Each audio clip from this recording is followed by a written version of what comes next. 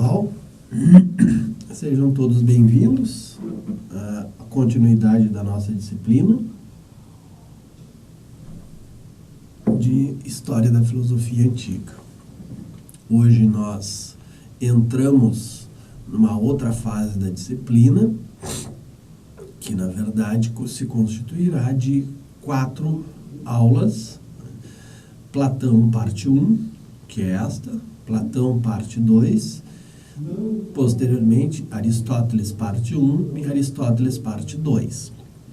Entramos, e digo que entramos numa nova fase da disciplina na medida em que nós vamos estudar 2 autores, né, dentro da divisão feita nos blocos da História da Filosofia Antiga. Nós entramos na parte do que se pode dizer o período de sistematização. Isso é, nós começamos a identificar nesses autores, Platão e Aristóteles, respectivamente, a formação de sistemas filosóficos que visam abranger, né, nas suas discussões a totalidade de uma série de problemas.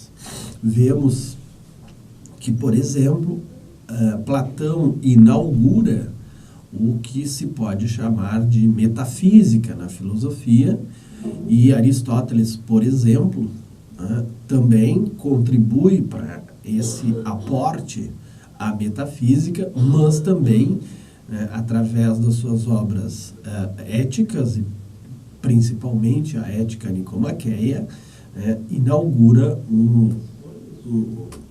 um período da filosofia onde eu tenho a elaboração acabada de uma teoria ética.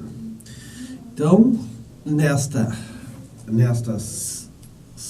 fase do nosso estudo, como eu disse, nós vamos começar com o nosso bom e velho amigo Platão.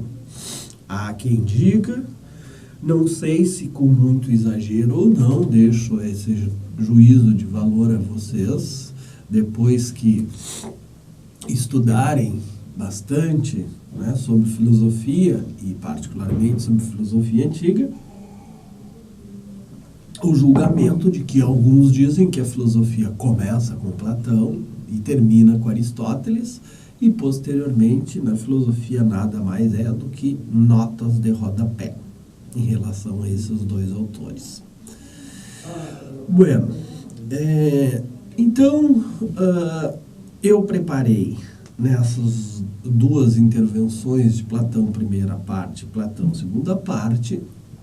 Nessa primeira parte nós vamos tratar basicamente de algumas ideias de Platão, alguns conceitos caros a Platão, ver basicamente o giro que ele faz em relação, e aqui lembrando, né, o primeiro período com os pré-socráticos, o segundo período com Sócrates e os sofistas, e agora um período de sistematização, onde de fato Platão apresenta uma nova perspectiva, vamos dizer, né?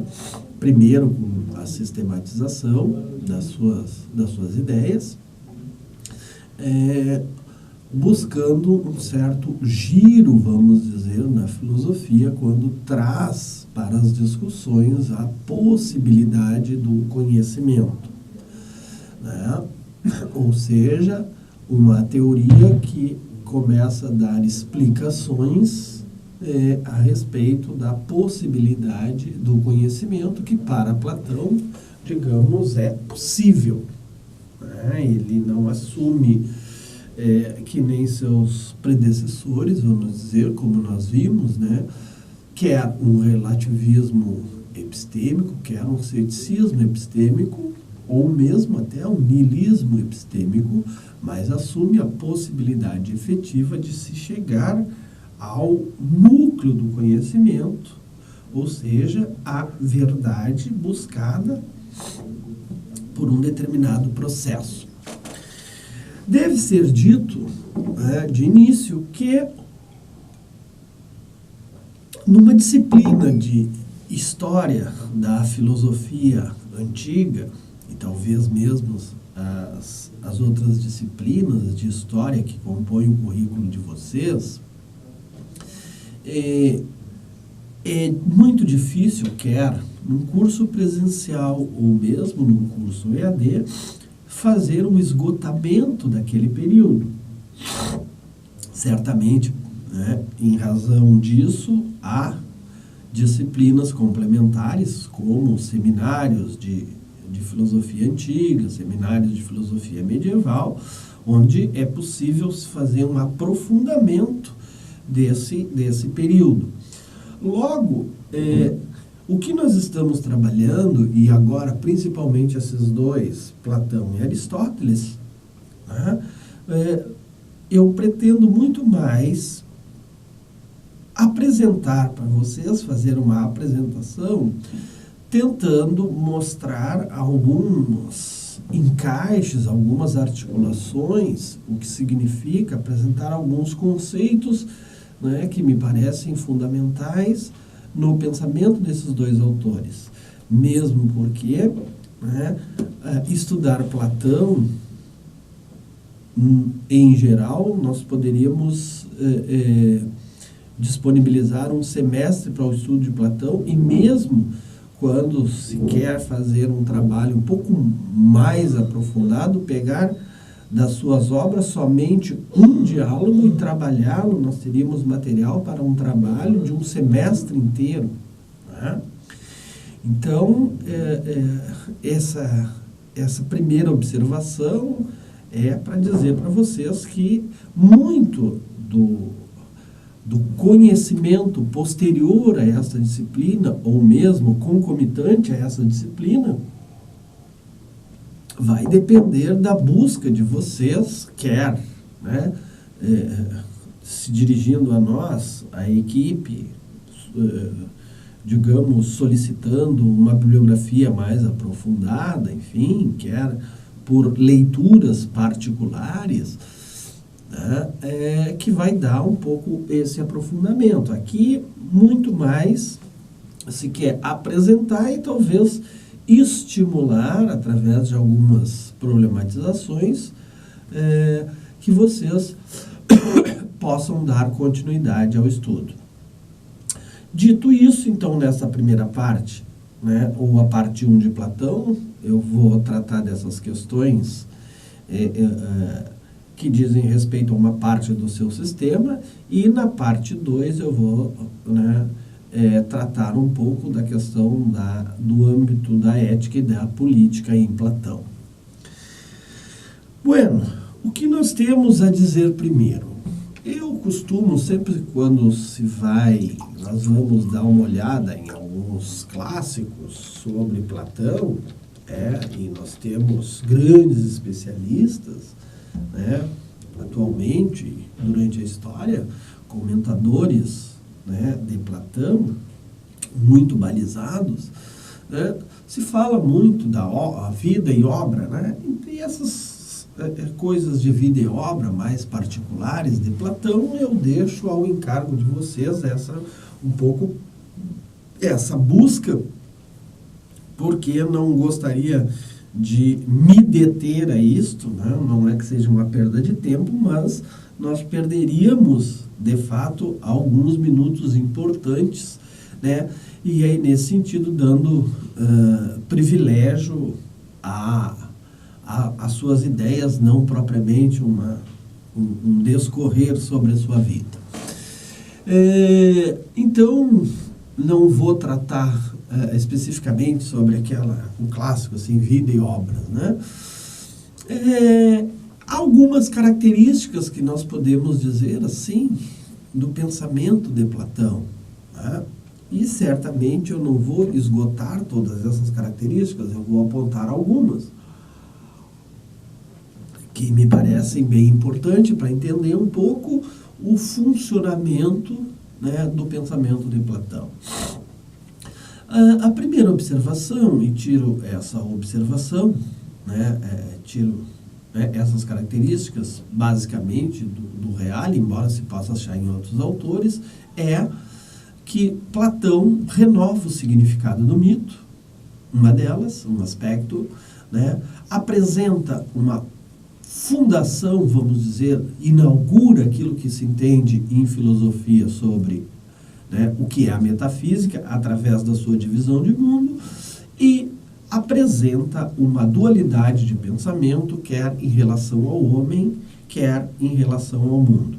E é isso, né, que nós vamos um pouco desdobrar neste nosso encontro.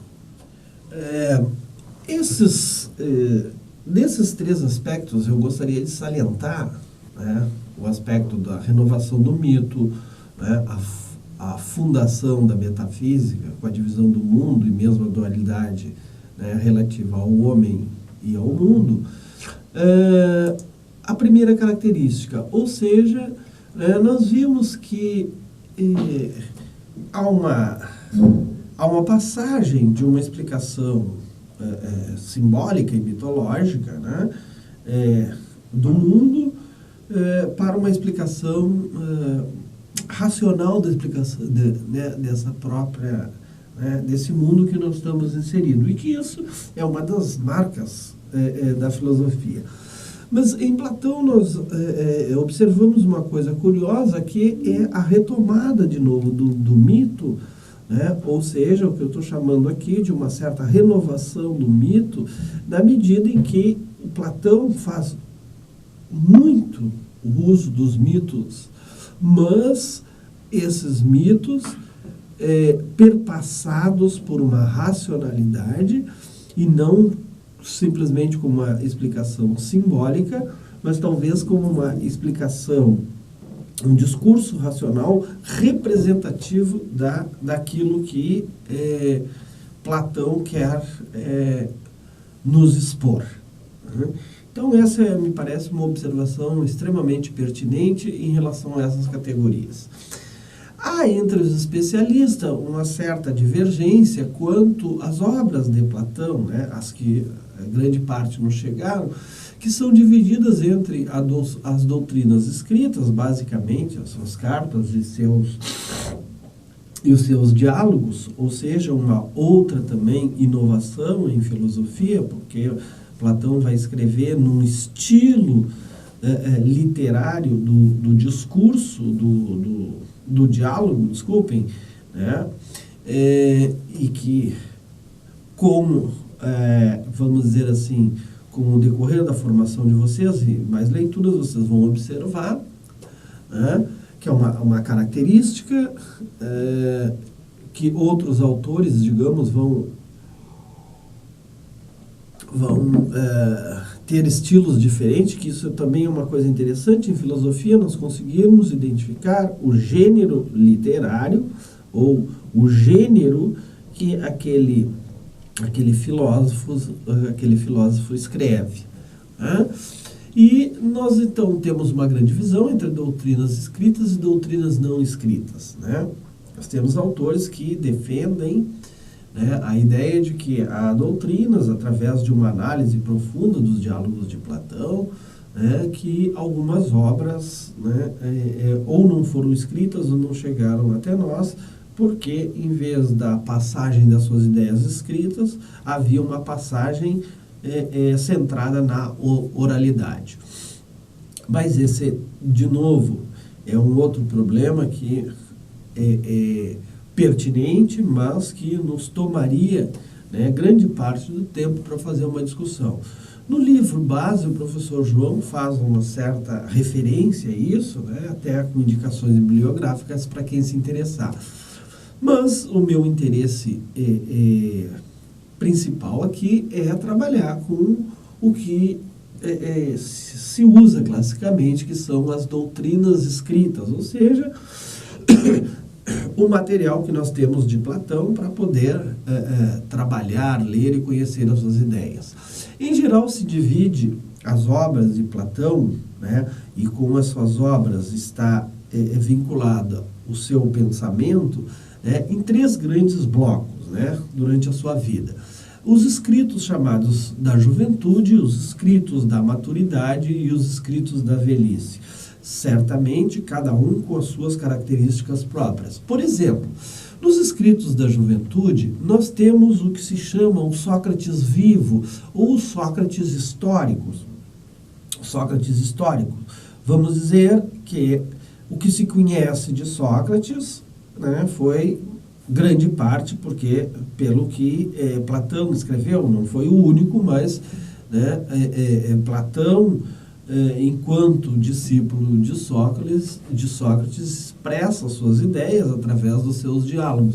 E os primeiros diálogos de Platão, considerados chamados diálogos da juventude, nós vemos o Sócrates nesses diálogos, e isso, de novo, nós exigiria, né, ou exige cada um de vocês, fazer uma certa leitura desses diálogos da juventude, depois dos diálogos da maturidade e da velhice, para que se possa observar o papel que Sócrates desempenha nesses diálogos, embora sempre sendo o personagem principal. Mas alguns dirão que nesses primeiros diálogos, na verdade, eu tenho a expressão do pensamento propriamente de Sócrates. Por isso que é dito, né, os diálogos do Sócrates histórico. Cito, esses diálogos servem como fundamento para a reconstrução do pensamento de Sócrates, mestre de Platão, visando sobremaneira a busca por definições e o desvelamento, né, de conceitos propriamente éticos, embora sem alcançar, no fim, uma solução para as investigações ali desenvolvidas. Por exemplo, nós vamos ver que é uma característica dos diálogos dessa primeira época, eles serem aporéticos. O que significa aporéticos? Diálogos aporéticos são diálogos que terminam com uma aporia. O que é uma aporia? Uma aporia é o problema, é uma dificuldade que eu não consigo resolver, né, no fim da discussão, essa questão que eu me propus a resolver no início do diálogo. Né? Isso aparece fortemente, por exemplo, né, na Apologia, no Críton, no Euthyphron, no Protágoras, no Gorgias, aonde cada um desses diálogos vão tratar de uma problemática e ser proposto um tema, uma questão, e quando se chega no fim do diálogo, nós temos uma dificuldade que nós não conseguimos positivamente definir aquele conceito, né, ou aquele tema. Nós temos o que se chama de um certo método negativo, ou seja, nós sabemos, né, o que aquele conceito não é, mas não conseguimos defini-lo claramente aquilo que ele é. Exemplo, né, no diálogo Euthyphron. No diálogo Euthyphron, Sócrates encontra um religioso, né, e nos seus diálogos é muito interessante, porque cada personagem com o qual Sócrates dialoga, né, representa dentro da sociedade vamos dizer muitas vezes, uma área do saber, né, ou do conhecimento. Euthyphron é um religioso reconhecido e encontra Sócrates na frente do tribunal, e aí começa o diálogo entre eles, né? Eu não vou tratar basicamente aqui sobre o diálogo, mas a questão de fundo é definir o conceito do que é piedade. E aí o diálogo se desenrola, onde Euthyphron, né, estimulado por Sócrates, vai apresentando as suas definições do que ele entende por piedade, e digamos, desconstituído essas definições por Sócrates. Depois de apresentadas 5 definições e desconstruída por Sócrates, no final do diálogo, Sócrates diz, bom, então voltemos ao nosso ponto inicial, porque nós chegamos aqui e não sabemos o que é a piedade, né? Então vamos voltar lá para o início. E o Euthyphron, como todos os outros, diz, olha, eu não tenho tempo, eu tenho que sair agora, não vai dar para continuar, né? E o diálogo termina. Então essa é uma característica desses primeiros diálogos de Platão. É interessante porque alguns autores vão dizer que nas obras em conjunto de Platão, nós podemos classificá-las, né, talvez, eu acho que didática ou pedagogicamente, em discursos que formam uma certa trilogia.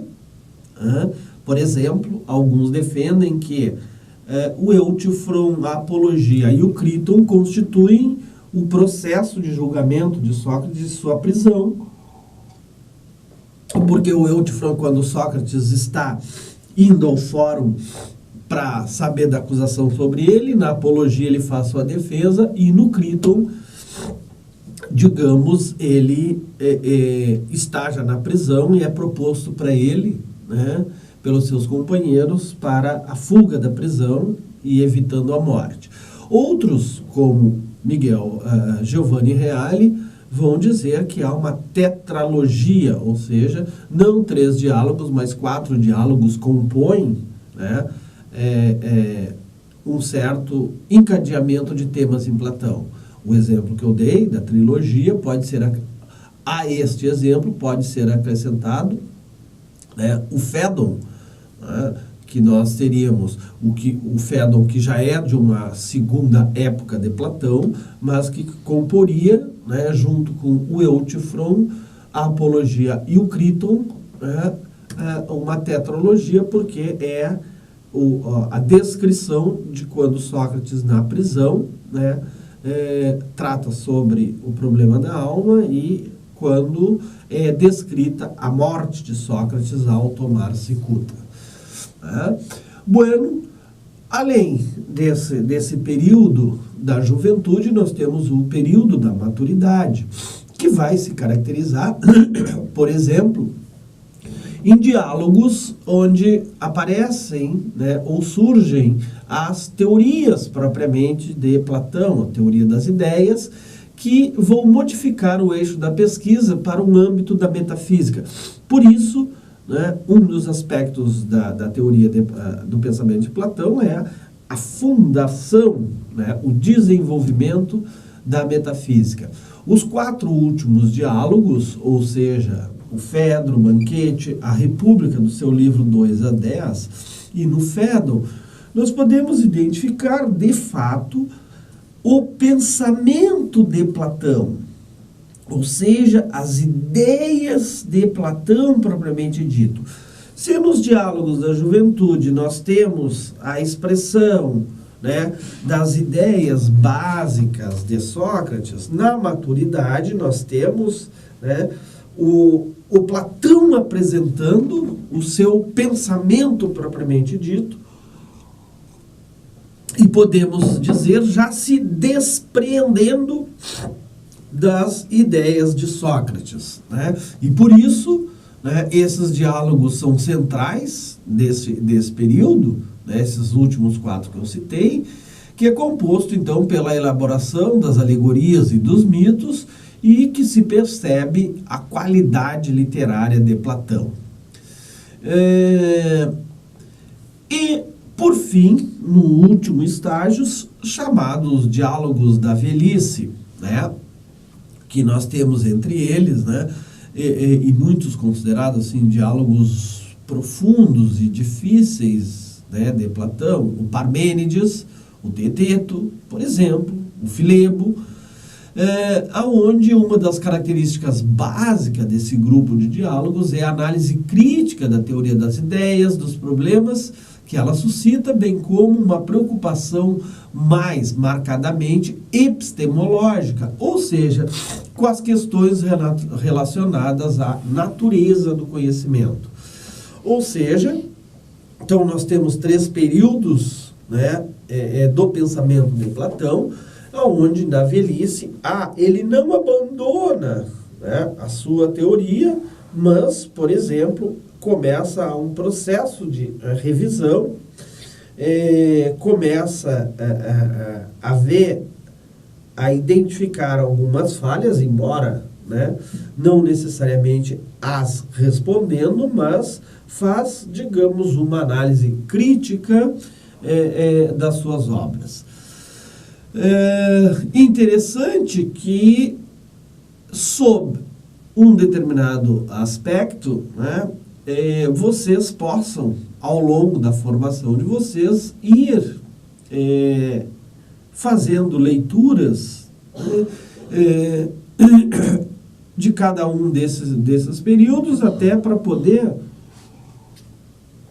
identificar, né, a mudança, né, de perspectiva, a mudança ou a construção de um pensamento de um determinado filósofo. Bom, iniciamos então a colocar as ideias de Platão, né, que nos parecem importantes para esboçar um pouco o seu pensamento. E a principal delas, a mais conhecida, é a sua teoria das ideias, né, ou teoria das formas, ou, se vocês quiserem,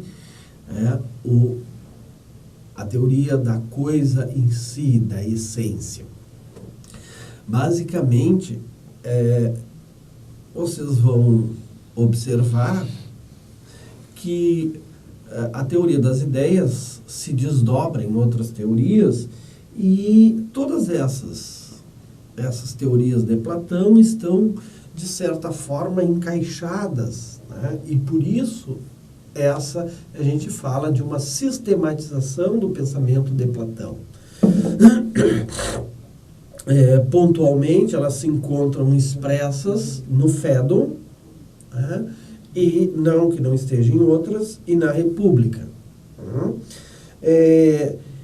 Aliás, o livro A República, composto dos seus 10 capítulos, né, ou a obra República, composta de 10 livros, né, é considerada, por muitos, e eu concordo com isso, a grande obra de Platão.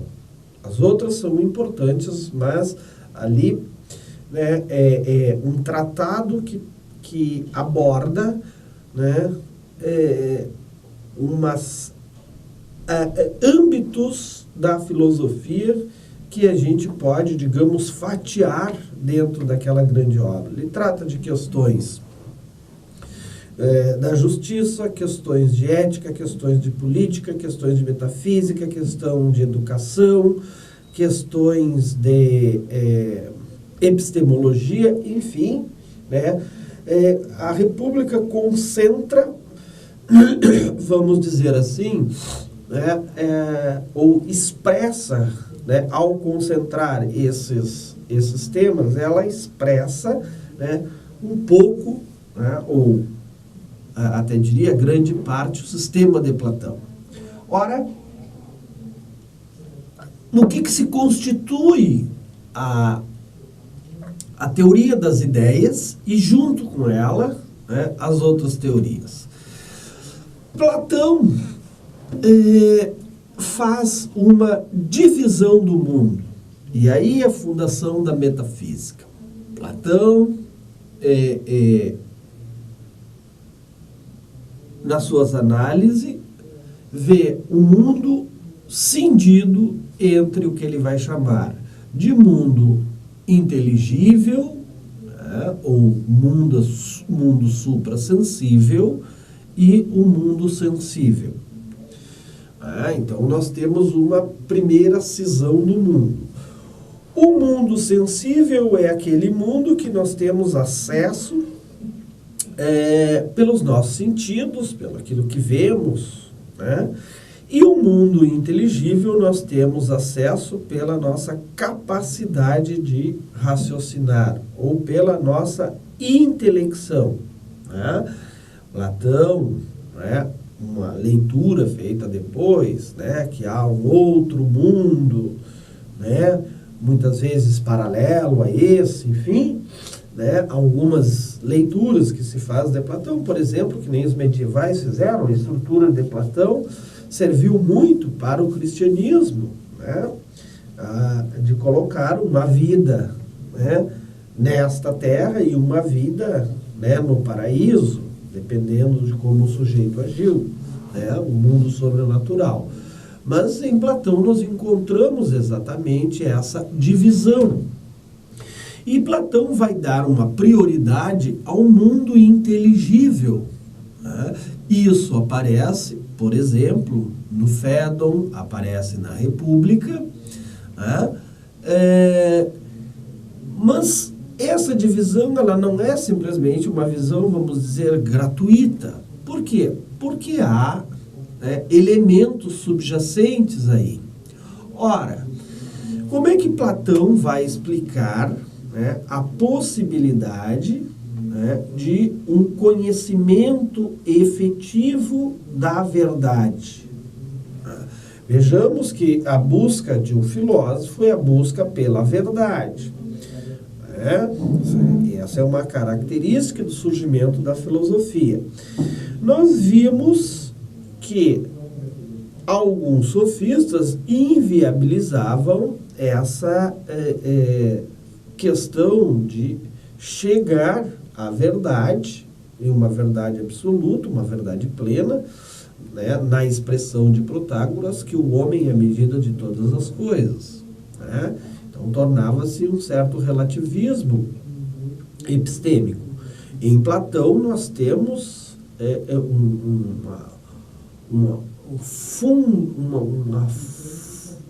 fundamentalismo, vamos dizer assim, né, no sentido epistêmico.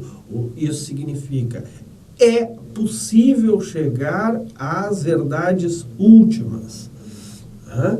Bom, mas essas verdades últimas, elas não se encontram no nosso mundo sensível, elas estão nessa cisão que ele faz do mundo suprassensível. Ora, mas para chegar a estas verdades últimas, nós precisamos de um determinado processo, né? E isso ele vai descrever, depois nós vamos ver. E além desse processo, nós temos que ter um certo objetivo, né? E a pergunta é, esse objetivo de chegar à verdade, né, como é que se dá todo esse processo e como se dá principalmente a questão da vida do homem, né, para chegar a esse conhecimento pleno. Ora, no Fédon, o Platão vai dizer o seguinte, né, e aí a sua cisão, onde ele vai expressar a relação, né, entre vida e morte, por exemplo, né, e vai fazer a defesa da imortalidade da alma. Ou tentar, melhor seria dizer, tentar fazer a defesa da imortalidade da alma, né, provando ou tentando provar de que a alma pré-existe antes dessa existência no mundo sensível. Como é que ele faz isso? Ora, ele vai discutir, né, no Fédon com Cebes, né, e com outros, tentando mostrar que antes, e aí nós podemos ver uma certa influência dos pitagóricos, né, ou da matriz pitagórica nas ideias de Platão, tentando mostrar que os indivíduos que estão no mundo sensível, num corpo, e aí vai estabelecer a relação entre corpo e alma, né, esta alma pré-existia antes de, e a expressão, encarnar no corpo que está neste mundo sensível. Há toda uma argumentação em relação a isso, e ele vai defender a ideia de que o filósofo que exerce a atividade da filosofia, nada mais na sua vida, né, faz do que uma preparação para a morte.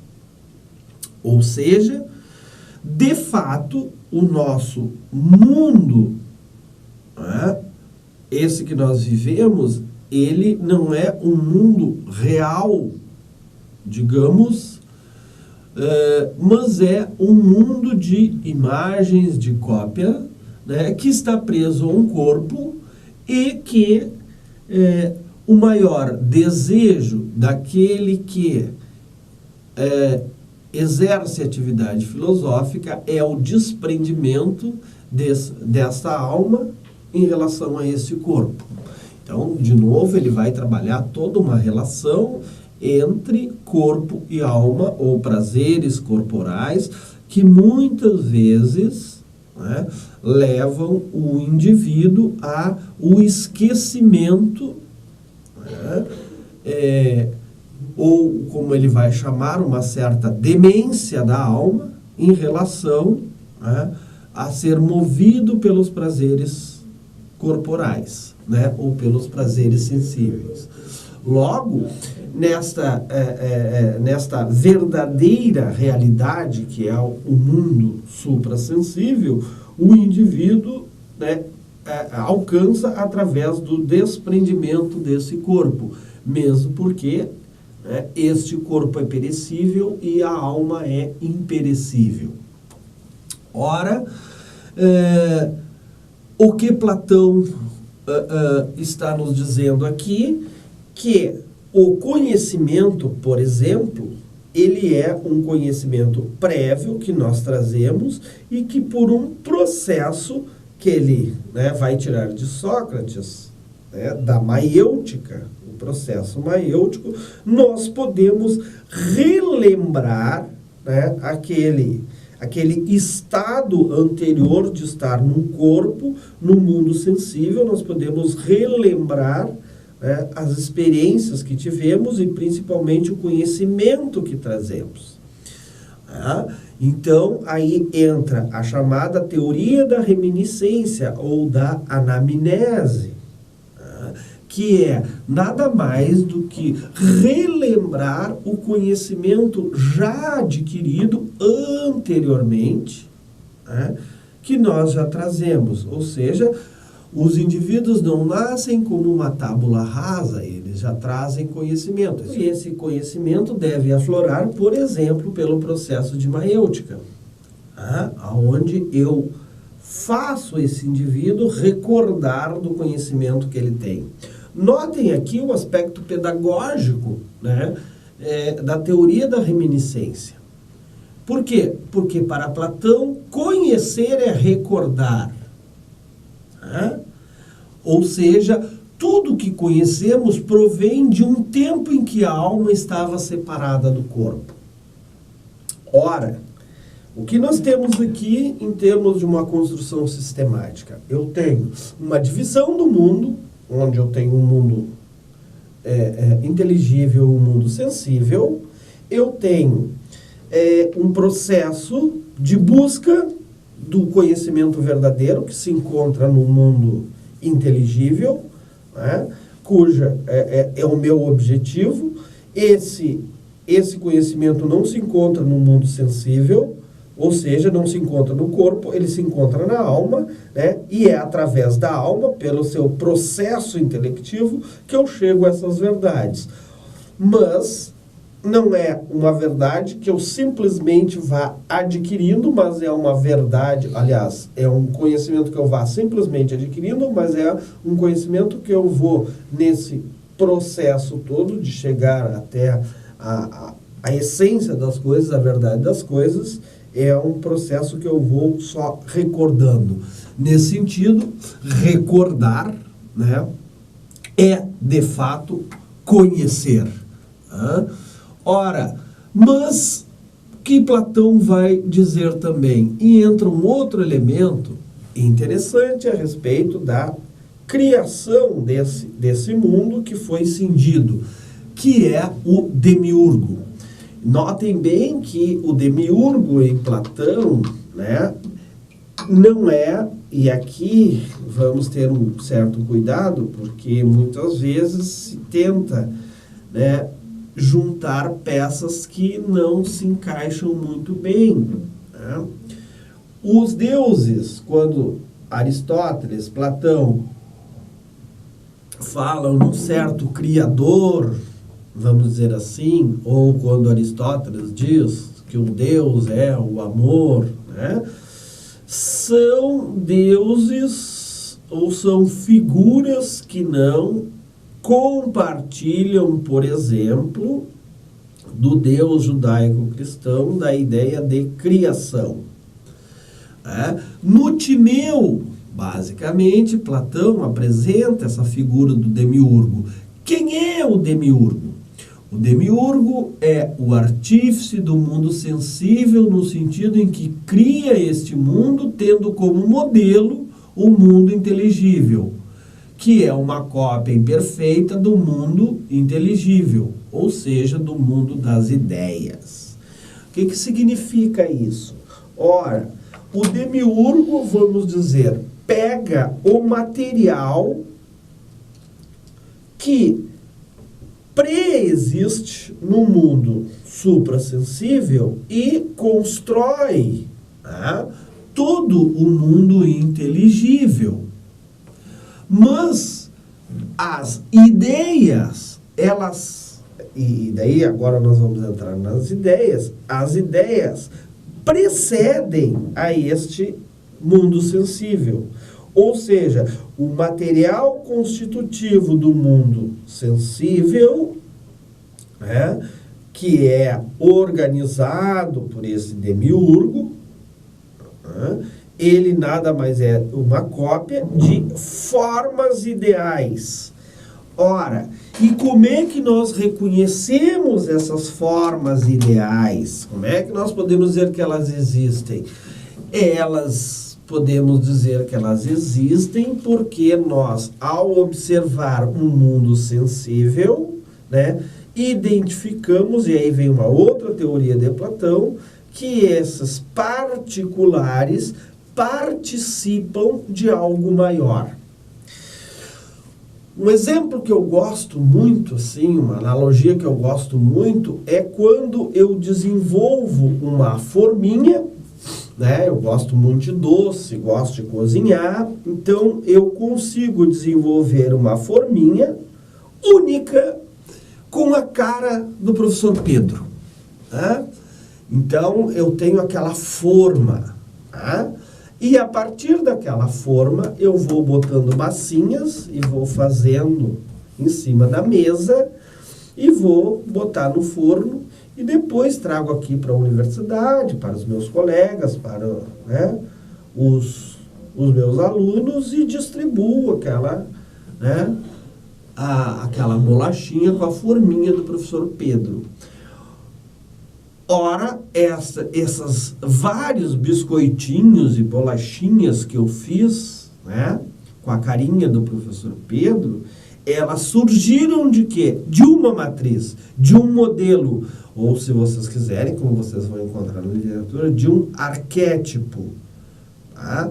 E a partir dele eu tenho vários biscoitinhos Pedro Leite, mas que saiu de uma forminha, né, que era anterior a ele.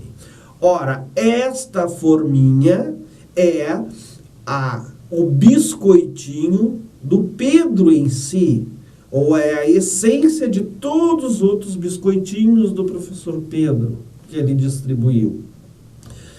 Isto para Platão é a forma, a ideia que está, claro que aqui eu constituí uma forminha, né, material e fiz objetos materiais.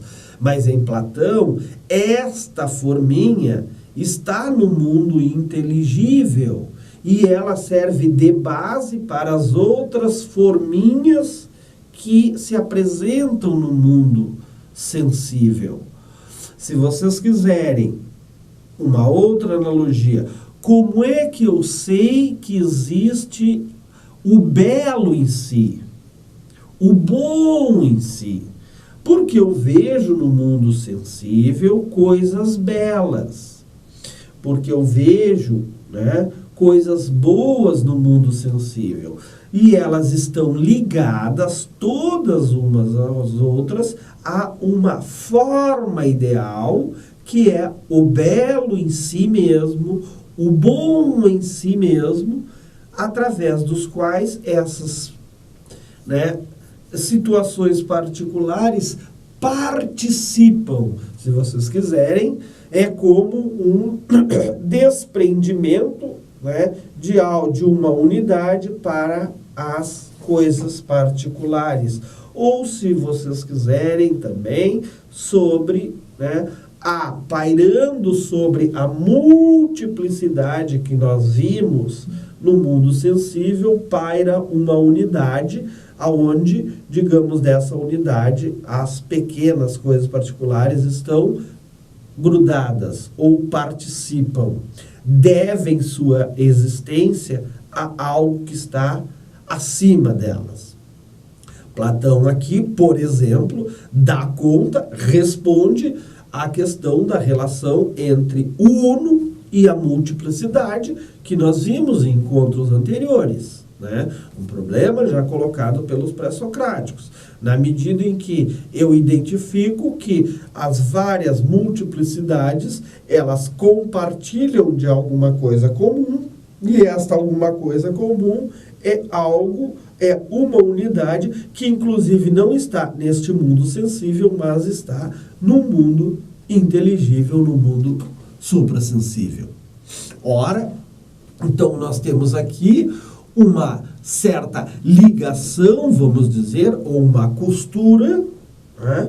E numa costura de uma área, que a gente pode dizer, né, uma área da metafísica, que aparecem os elementos com os quais Platão vai operar dentro dessa área da filosofia que ele funda, né, que é a metafísica, ou que aparece, né, o fundamento dentro da filosofia. Porque nós temos o mundo, que é cindido, nós temos a busca de um conhecimento, o papel da relação do homem com o seu corpo, ou do corpo, ou no homem, do corpo com a sua alma. Nós temos a ideia de uma participação, né, desses indivíduos em algo maior, e nós temos uma teoria da reminiscência que nos permite, através da recordação, né, expressarmos o conhecimento que nós trazemos. Então, vamos verificar na República, tá, como se dá este processo de conhecimento. E aí nós vamos ver que após, né, como é que a gente pode dizer, um embasamento metafísico, Platão vai desenvolver toda uma teoria epistemológica. Na República, há três mitos importantes que dizem respeito, né, ou que tentam representar, né, o processo de conhecimento. A alegoria do Sol,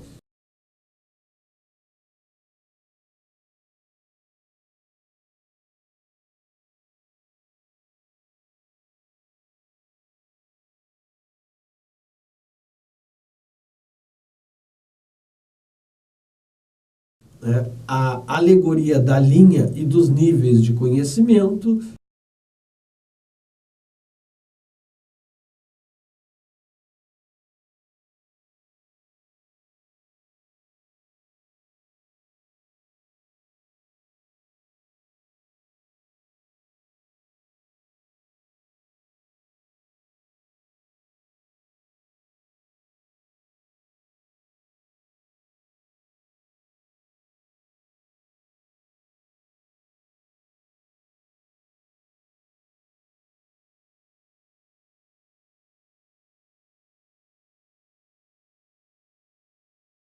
e o mito da caverna.